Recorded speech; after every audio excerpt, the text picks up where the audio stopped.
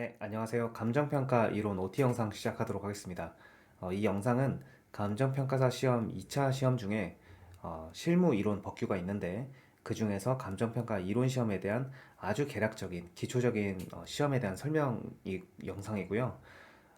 제 소개나 그리고 제 수업의 차별점 같은 것들은 이제 따로 떼서 제가 챕터 후단에 남겨놨으니까 타임라인을 보시고 그 부분만 궁금하신 분들은 그것만 좀 영상을 넘어가서 보시면 되겠습니다. 네, 일단 감정평가 이론이 이제 어떤 시험인지, 어떻게 출제되고 우리가 답안지 어떻게 써야 되는지 이제 그런 것들에 대한 설명인데요. 일단 이 시험지에 이런 식으로 문제가 나와요. 이 왼쪽에 있는 것처럼 문제가 총 4문제가 출제가 되는데 이제 가장 지금 가져온 거는 문제 1번 40점짜리 문제를 가져온 거고요. 이 문제가 이제 40점, 30점 분량에 따라서 20점, 10점짜리 이렇게 4문제가 출제가 됩니다. 그래서 요 4문제를 100분에 주어진 시간 동안 이 답안지 16페이지에다가 계속 옮겨 적는 시험이에요. 그래서 오른쪽에 있는 답안지 형식처럼 실제로는 우리가 펜을 통해 가지고 직접 이렇게 써 내려가는 시험이다라고 볼 수가 있겠습니다. 그러니까 100분 동안 16페이지를 써야 되니까 상당히 시간이 부족하겠죠. 우리가 실제로 이 문제를 읽고 분석하는 시간이 총 4문제 중에서 4문제에 대해서 총 10분에서 한 15분, 많게는 20분까지 우리가 문제를 읽고 분석하는 시간이 있고요. 보통은 그리고 일반적으로 나머지 80분은 이 답안지에다가 계속 옮겨 적는 예, 내 머릿속에 있는 어떤 내용들, 공부했던 내용들을 쭉 써 내려가는 그런 시험이라고 볼 수 있겠습니다. 그래서 이 시험의 난이도는 어떠냐 라는 것에 대해서는 제가 제 주관적으로 말씀드리기보다는 이 과락률을 통해 가지고 좀 어떤 정량적인 지표로 설명을 좀 드리려고 제가 한번 통계를 한번 내봤어요. 최근 5개년 동안 과락이 어떻게 발생을 했는지 보면은 이제 실무 이론 법규 이제 세 개에 대한 그래프를 다 가져왔는데요. 가장 최근에 이제 32회만 보면 실무는 75%가 과락, 그리고 이론이랑 법규는 한 60% 정도가 과락을 했거든요. 그러니까 100명이 시험장에 들어가면 75명은 아예 그냥 합격 점수에 도달하지도 못하는, 그냥 우리가 과락 점수가 총 100점 중에 40점은 넘어야 돼요. 그래야지 다른 두 과목을 어떻게 보더라도 최소한 한 과목이 40점은 넘어야지 우리가 합격을 할 수가 있는데, 아무리 다른 두 과목을 잘 봐도 한 과목이 40점 밑으로 나오면 불합격이 됩니다. 그래서 그 40점을 이제 넘지 못하는 사람이 100명 중에 75명인 거예요. 실무의 경우에는 그렇고 이론 법규는 60명이 그 정도는 넘지를 못한다. 그래서 이 과락률이 어떻게 보면 상대적으로 굉장히 높은 편이죠. 그냥 절대적으로만 봐도 굉장히 과락이 높다고 볼 수가 있는데 이 안에는 또 사실 이 통계가 설명하지 못하는 것들이 1차 시험만 본 이제 허수 수험생들도 있고요. 그러다 보니까 실제로 나타나는 이 지표와는 또 실제와는 조금 좀 다르다고 볼 수 있겠습니다. 근데 실제로도 공부를 어느 정도 한 수험생들도 이제 과락을 맞기도 해요. 특히 실무 같은 경우는 이제 그런 비율이 좀 상당히 높습니다. 그래서 실무가 가장 이제 어렵다고 알려져 있고 이론 법규는 이제 상대적으로는 좀 할만하다라고 이제 알려져 있기는 합니다. 근데 이 과락은 이제 또 나중에 진입하시고 나면 이제 과락 걱정을 좀 많이 하시는데, 과락은 정말로 공부를 제대로 하였다면 과락 받기도 상당히 어렵습니다. 제 생각에는 그래요. 그래서 과목을 어느 정도 좀 올바른 방향으로 좀 공부하는 게 중요하고 시행착오 없이 좀 하시는 게 좀 중요하다고 볼 수 있겠습니다. 네. 그 다음에 이제 감정평가 이론 시험 범위인데요. 우리 시험이 어디에 이제 출처를 가지고 있냐, 라는 거를 얘기를 합니다. 그래서 가장 중요하게 이 두 가지입니다. 감정평가 이론 교수님 저서가 있고요. 크게는 이 세 분 책이 있습니다. 그리고 감정평가 실무기준이라고 해가지고 실제로 감정평가사들이 실무를 함에 있어가지고 어떤 기준에 따라서 이제 일을 해야 되는지에 대한 행정 규칙으로 좀 정리가 된 게 있고, 그것을 쉽게 이해할 수 있도록 풀어 쓴 책이 이 실무기준 해설서라는 책입니다. 그래서 이 두 개는 직접적으로 우리가 시험 문제에서도 그렇게 나와요. 감정평가 실무 기준에 어, 따르면 뭐 어떤 감정평가 방법이 있는지 이제 그런 것들을 물어보거든요. 그러니까 실무 기준이 당연히 시험 범위라고 볼 수가 있겠죠.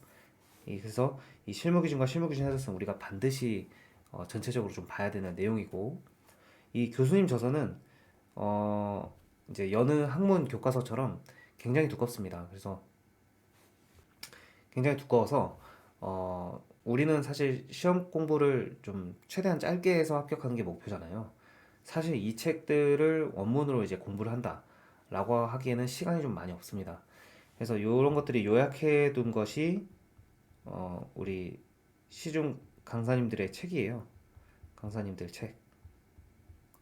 그래서 이런 것들만 봐도 충분하다라는 거를 좀 말씀을 드리고 싶고, 이제 부연 설명을 좀 하자면 시중 강사님들의 책은 실제로 본인이 쓰신 거는 아무것도 없습니다. 전부 다 이 책들에서 우리가 발췌를 한 거고요.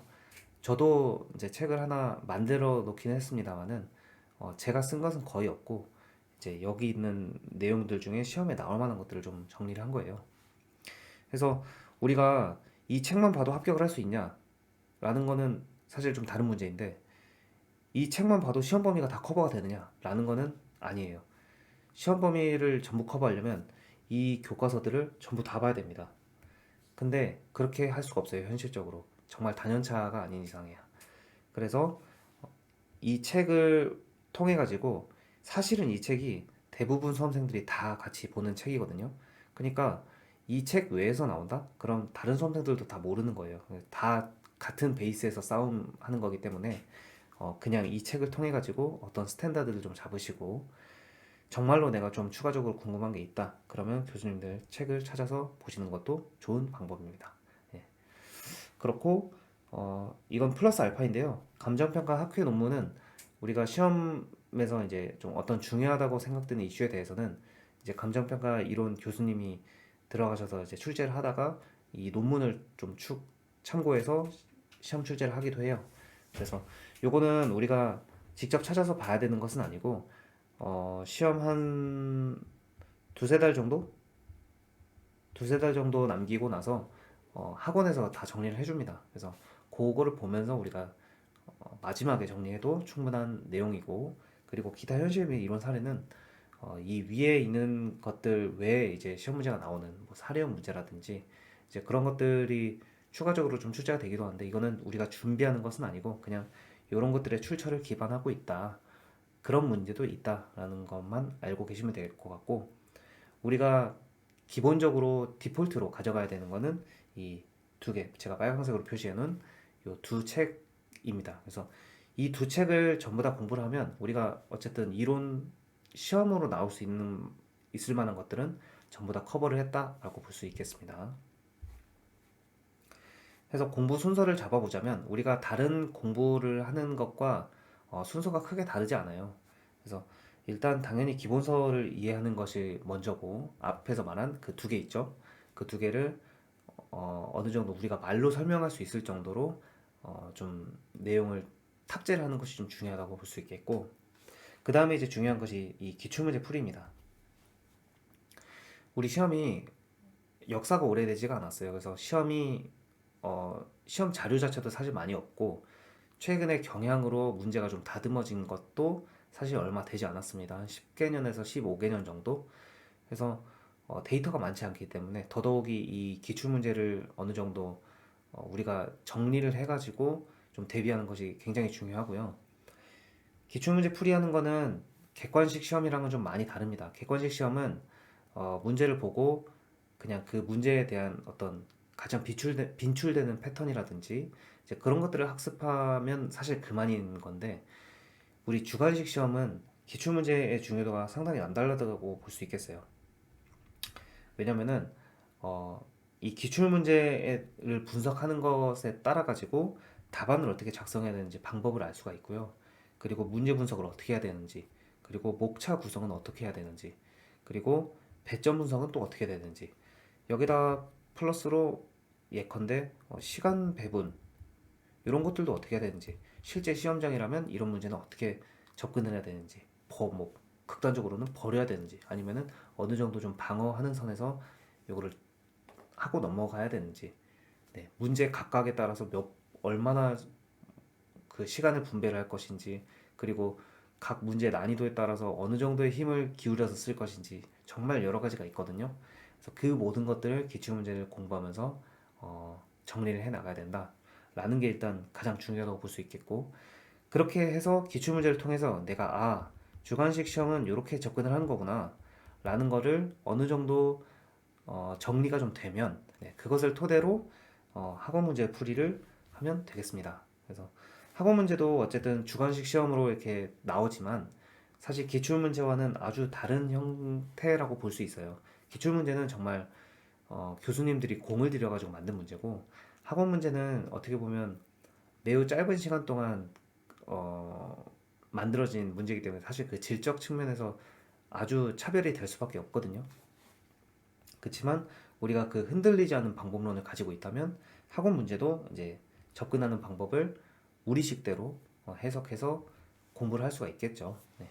그거는 최소 시험 한 5달 정도 남기고 좀 하면 되는 것이고, 그 전까지는 요 두 개를 가장 중점적으로 좀 해주시면 되겠습니다. 그래서 이 공부 순서를 전반적인 좀 단계로 좀 요약을 하자면, 일단 당연히 이해를 먼저 해야 되고, 그 이해된 것을 이제 요약하고 정리하고, 요약하고 정리한 것을 암기하는 그 정도 단계라고 보시면 되겠습니다. 크게 세 가지로 나누자면 그렇고요. 요약 정리가 필요한 이유는, 우리가 이거는 사실 객관식이나 주관식이나 다 동일합니다. 우리가 가져갈 수 있는 내용에 한계가 있기 때문에, 특히나 어, 이 2차 시험은 답안지에 내가 객관식처럼 찍는 게 아니라 써내려가는 시험이거든요. 그렇기 때문에 반드시 이 요약 정리가 필요하다고 볼 수 있겠습니다. 그래서 각 단계, 뭐 진입 단계부터 마무리 단계까지 이렇게 순서대로 간다는 거를 제가 써놨고요. 어, 뭐 요거가 관련해 가지고 이제 감정평가 이제 공부를 하다 보면 사실 모든 주관식 시험이 다 마찬가지겠지만, 뭐 이해를 먼저 해야 되느냐 아니면 암기를 좀 먼저 해야 되느냐라는 것에 대한 논쟁 아닌 논쟁이 좀 있거든요. 근데 당연히 우리가 이해가 먼저입니다. 왜냐면은 이 답안지에다가 쓰는 시험은요, 우리가 머릿속에 있는 내용을 말로 술술 설명하듯이 이제 나왔을 때 이 주관식 답안지에 써지는 거거든요. 단순히 암기한 것만으로 요거를 채울 수는 없습니다. 절대로. 특히나 그런 걸 요구하지도 않고요. 암기한 걸로만 채워진 답안은 반드시 저득점을 할 수밖에 없습니다. 네. 그것은 제가 나중에 이제 기출문제 풀이를 통해서 왜 그렇게 되는지에 대한 메커니즘을 좀 설명을 드리려고 해요. 그래서 이해는 당연히 이제 암기 들어가기 전까지는 계속 우리가 이해하는 시간이 필요하고, 그래서 정확한 시기를 꼽자면, 기출문제가 정리가 좀 되면, 기출문제를 풀이가 마무리가 되면 이제 바로 이 요약 정리 단계로 들어간다고 볼 수 있겠습니다. 왜냐면은 기출 문제를 풀어봐야 답안지에 어떤 내용들이 들어가는구나, 어떤 내용들은 내가 그냥 단순히 이해만 하면 되는 내용들이구나 라는 것들이 이제 추려지거든요. 네, 그렇기 때문에 기출 문제까지 마무리되면 우리가 요약 정리 단계로 들어갈 수가 있다.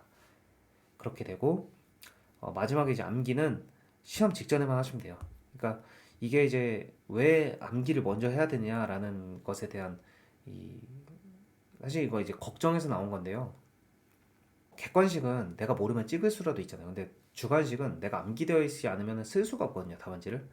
그러니까 이 시험이 몇 달을 남기고도 내가 계속 OMR을 못 체크하는 그런 상황이 나타나니까 이거를 암기로 해야 되는구나라고 이제 접근 방식이 그렇게 되는 거예요. 그러다 보니까 암기를 굉장히 막 초반부터 하는 그렇게 가르치시는 분들도 있고 하지만, 이거는 마무리 단계에서만 해주시면 된다. 왜 그러냐면, 또 그렇게 해도 시간이 충분한 이유는, 우리가 문장을 통으로 외우는 것이 아니고 그냥 이 문장의 적재적소에 이 키워드만 암기를 하는 것이에요. 그 키워드를 가지고 내가 그 문장을 끄집어낼 수만 있으면 되기 때문에 마무리 단계에서 하면 되고, 그거는 한 시험 최소 4달 전 정도부터 요약된 거를 암기를 한다, 그렇게 보시면 되겠습니다. 네, 그리고 이제 마지막으로 이제 제 소개 부분인데요. 어, 일단은 저는 총 공부를 한 2년 6개월 정도 했어요. 그래서 2016년 12월 말에 진입을 해가지고 그 이듬해 1차 시험에 합격을 하고 60.5점이니까 뭐 엄청 운이 좋았죠. 왜냐면 60점이 합격 컷인데 네, 거의 문 닫고 들어갔고 찍은 것도 많이 합격을 했고요.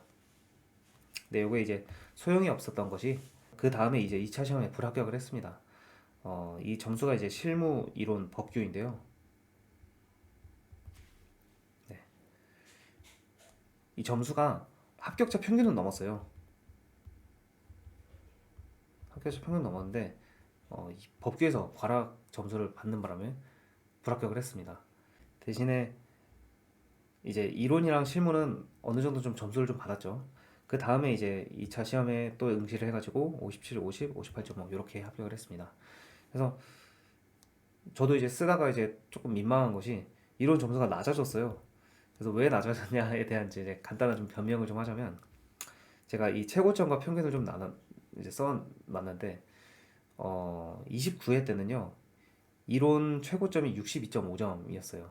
그리고 그 응시생 평균이 33점이었고 합격자들은 제 주변에 이제 데이터들 다 이제 제가 좀 수집을 했는데 대부분 다 45점.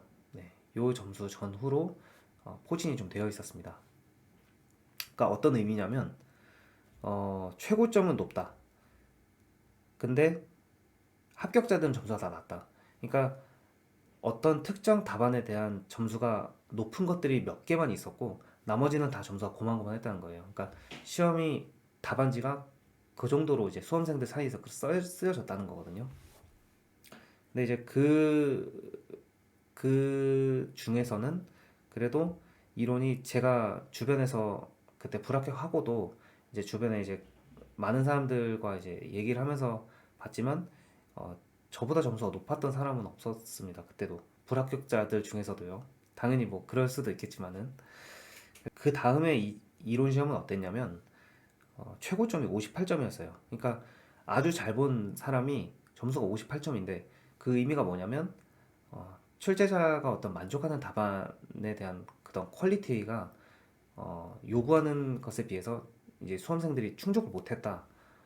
그 이제 바꿔 말하면 시험 문제 자체가 좀 난해하고 어떤 정답을 좀 찾아내기 어렵고 그런 시험이었습니다. 그래서 뭐 평균은 높았지만 최고점은 낮죠. 그런 것들을 이제 어떻게 보면 우리가 추론을 할 수가 있는 것이고 그래서 합격자들도 대부분 이제 45점에서 50점 요 정도 이제 점수로 다 왔다 갔다 하는 걸 제가 확인을 할 수가 있었어요. 그래서 그래도 최소한 합격자들 사이에서는 어느 정도 좀 잘 본 편이었고 이때 이론은 뭐 29회 때는 보수적으로는 그래도 당시 이론 시험 본 사람들 중에서는 제가 아마도 한 20등 안에는 들지 않았나 이렇게 생각은 하고 있습니다. 이론에 대해서는 어느 정도 제가 좀 자신감이 있는 상황이었다. 네, 그렇게 말씀을 드리고 실무랑 이론은 제가 사실 되게 자신 있는 과목 중에 하나였어요. 저는 최소한 합격자들 사이에서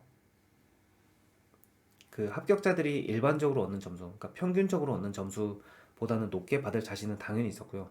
대신에 최고점을 받을 자신은 없었습니다. 이론에서 최고점 받기는 굉장히 어렵거든요. 그러니까 그 문제에 이제 출제자가 원하는 그 정답을 완전히 써내려갔을 때 이제 그 최대한의 점수를 받을 수가 있는 것인데 그 거기까지 도달하기는 굉장히 어렵고 그리고 제가 생각했을 때 그것을 목표로 공부하는 것은 굉장히 가성비가 안 좋은 선택이다 라고 생각은 하고 있습니다. 어쨌든 그랬고 이제 과외 경력에 대한 부분인데 저는 합격하기도 전에 사실은 과외를 시작을 했어요. 저는 2차 시험이 끝나자마자 사실은 좀 이런 것도 좀 드문 케이스이긴 한데 저는 합격할 거를 알고 있었거든요. 왜냐면은 제가 자체적으로 채점을 해봤을 때 이건 무조건 뭐 과락은 당연히 아니고 무조건 일반적인 수험생들보다는 잘 볼 거라는 생각이 있었어요. 실제로도 그 합격자 평균 점수로 했을 때 제가 그래도 30기로 합격을 했는데 30기 중에서는 제가 알기로는 총 200명이거든요. 200명 중에 20등 안에는 제가 들었던 걸로 파악을 했었습니다. 이제 주변에 대부분 다 점수를 다 이제 얘기를 하고 다니니까 어느 정도는 좀 알 수가 있는데 그 부분을 그래서 물론 이제 합격하기도 전에 이제 시작했던 과외니까 그때 자체는 과외생들이 많이 없었지만 확신을 가지고 이제 과외를 시작을 했다라고 할 수가 있겠고 회사 다닐 때도 이제 계속 실무 이론 과외를 했었어요. 네, 그리고 이제 이론 온라인 첨삭 과외라는 걸 했었어요. 그때 이제 코로나가 터지고 하다 보니까 제가 좀 생각해낸 어떤 과외 형태인데 이론은 이제 다른 과목과는 다르게 답안지를 통해 가지고 점수를 올릴 수 있는 부분이 상당히 많이 있어요. 그래서 그 부분을 제가 이제 좀 어떻게 보면 좀 도움을 드리기 위해서 했던 과외 형태였고 그래서 요 과외를 통해 가지고 저는 이제 31기부터 33기까지 좀 합격생을 좀 다수 배출을 했습니다. 네, 그래서 제가 이전에 이 점수를 좀 말씀을 드린 이유는요. 이 강사를 선택함에 있어 가지고 제가 생각했을 때는 수험 기간과 그 사람이 받은 점수가 굉장히 중요하다고 생각을 하거든요. 우리가 수능 공부를 하더라도 어, 수능 강사를 선택을 할 때 그냥 자연스럽게 서울대 나온 사람을 하고 싶잖아요. 당연히 이제 그 분야에 대한 어떤 전문성이 있다고 생각을 하니까.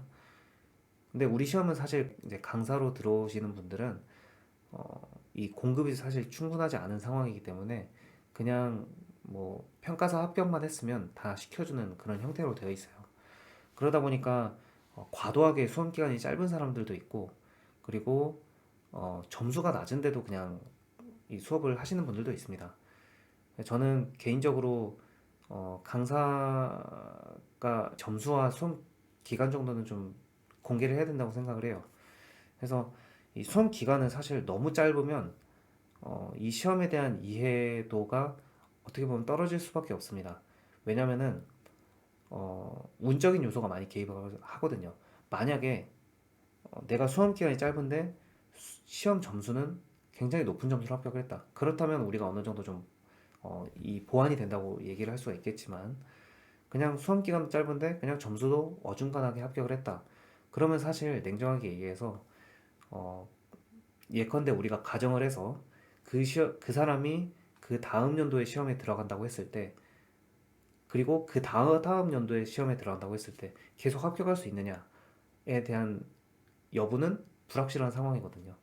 마찬가지로 점수도 마찬가지죠. 내가 그냥 40점 초반으로 합격을 했다. 그 과목에 대해서. 그러면 냉정하게 얘기해서 과락 조금 넘게 점수를 받은 거란 말이에요. 그런데 뭐 매 다음 시험에 계속 들어간다고 했을 때 시험에 합격을 할 수 있냐? 그거는 굉장히 불확실한 상황인 거죠. 제가 생각했을 때는 어, 그 과목을 가르칠 수 있으려면 당연히 그 시험장에 들어갔을 때 내가 어느 정도 좀 준비를 하고 내가 그 시험장에 들어갔을 때 최소한 합격생 평균보다는 잘할 수 있어야 된다라는 게 좀 어느 정도는 좀 뒷받침돼야 되지 않나라고 생각을 해서 이 점수와 수험 기간을 써놨습니다. 그래서 내가 지금 강사를 선택하려고 하는데 점수는 어디서 확인할 수가 있느냐? 자기가 솔직히 자신 있는 사람들은 다 점수를 공개하고 수업을 합니다. 예. 저도 어느 정도 좀 자신이 있어가지고 이제 말씀을 드리는 거고요. 뭐 아무튼 그렇습니다. 소개는 그렇고, 네, 저희 이제 수업의 좀 차별점을 말씀을 드릴 텐데요. 일단 제 수업은 답안 작성에 가장 특화가 되어 있어요. 뭐냐면 저는 합격자, 불합격자 답안을 다수 확보하고 있습니다. 이게 이 우리 시험이 끝나고 나면 이 산업인력공단에 가서 자기가 썼던 답안지를 직접 확인할 수가 있어요. 저는 29회 시험에서 불합격을 했을 때 불합격 통보를 받고 이제 가장 먼저 했던 일은 어, 그 산업인력공단에 찾아가서 내가 썼던 답안을 최대한 똑같은 형태로 복기를 하는 것이었습니다. 그래서 그 답안을 통해 가지고 이 부분에서 몇 점을 받았구나라는 거를 제가 어느 정도 좀 합리적으로 추론을 할 수가 있었고 그 추론은 이제 남들의 답안과 그 남들의 점수 이 많은 데이터가 쌓이면 어느 정도 신뢰도가 생기거든요.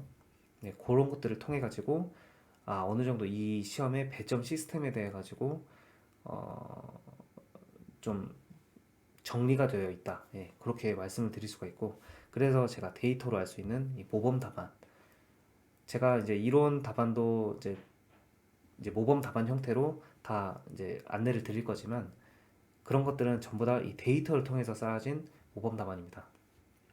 그렇고 최소 평균 이상의 득점 가능한 답안. 이거는 뭐냐면 어, 제가 앞에서도 말씀드렸듯이 이 시험의 과락률이 높기는 하지만 사실 과락을 받으려면 굉장히 질이 안 좋은 답안을 써야 돼요.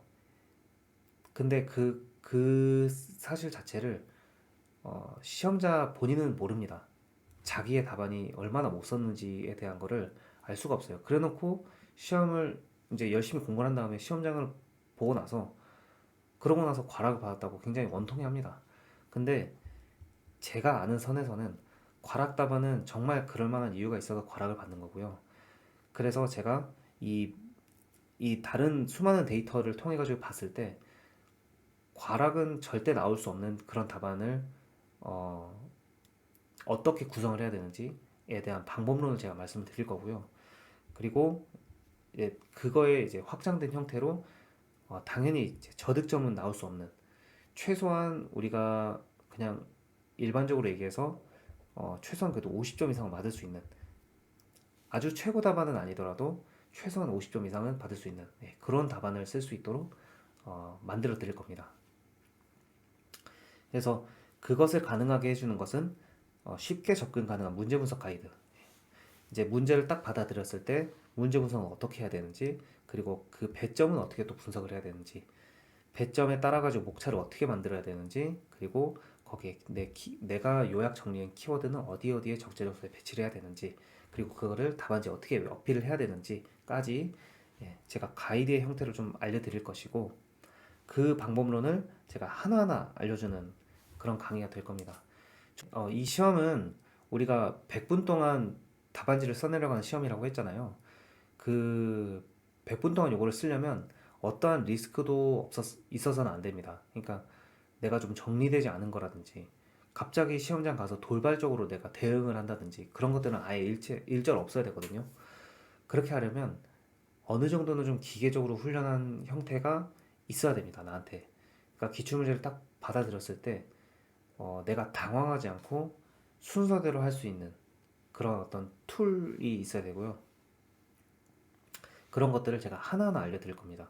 그러니까 뭐 사실 어딘가에서는 이론은 뭐 말빨이 좋은 사람이 잘 쓴다, 뭐 글을 잘 쓰는 사람이 이긴다. 사실은 그런 것들은 어, 좀 일반적으로 얘기하면 실제 시험장에서는 먹히지는 않는 얘기입니다. 아무리 내가 글빨이 좋아도 이 교과서에서 공부한 거를 잘 보여주지 못하면 점수가 나올 수가 없거든요. 그런 점에서 방법론을 제가 하나하나 알려드린다라는 것이고 기출문제 분석을 이제 강의 하나로 완전히 끝낼 수 있는 이제 시중에 다른 기출문제 분석 강의를 들어도 이게 이제 단순히 문제답 형태로 끝나는 경우가 많아요. 근데 제가 앞에서 말씀드린 것처럼 이 시험은 기출문제 분석이 그 무엇보다도 중요하기 때문에 기출문제를 분석을 잘 하면 당연히 그것을 가지고 우리가 다음 시험에서 똑같이 적용을 할 수 있는 그런 방법론이 정해지거든요. 그것을 가지고 우리가 시험장에 들어가면 반드시 최소한 50점 이상을 받을 수 있는 그런 답안을 얻게 될 수 있습니다. 네, 그래서 이제 그런 것들을 어떻게 실현이 되는지는 강의를 통해서 이제 확인을 하시면 되겠습니다. 네, 그래서 이론 OT 영상은 여기까지 해서 마무리하도록 하겠습니다.